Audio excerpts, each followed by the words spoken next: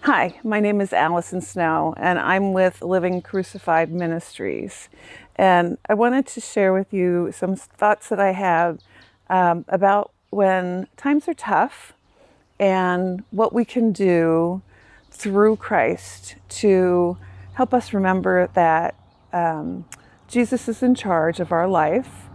He already has beautiful plans for our lives, and in order to access the mindset and the feeling in one's heart of knowing that Jesus leads our life and is in control, I find it helpful at times to recite to myself some of the most famous lines of prayer, like the Lord's Prayer, or scripture, like the 23rd Psalm. And I know you know the 23rd Psalm, but there is something to me very loving and supportive and kind about it. So if I may, I'd like to read it to you now. The Lord is my shepherd, and I shall not want. He maketh me to lay down in green pastures. He leadeth me beside the still waters. He restoreth my soul, and leads me into the path of righteousness for his name's sake. Yea, though I walk through the valley of the shadow of death, I'll fear no evil, for thou art with me, and thy rod and staff, they comfort me. And thou preparest a table of mine enemies before me. And he anoints my head with oil. My cup runneth over.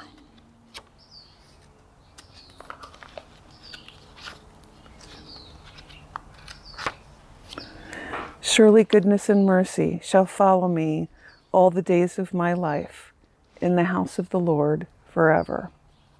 So when I read this passage or recite it to myself, I really like to surrender the worry and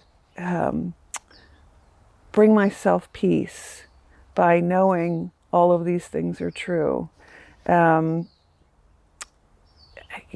Jesus declares his love for us in this message, and we declare our love for him.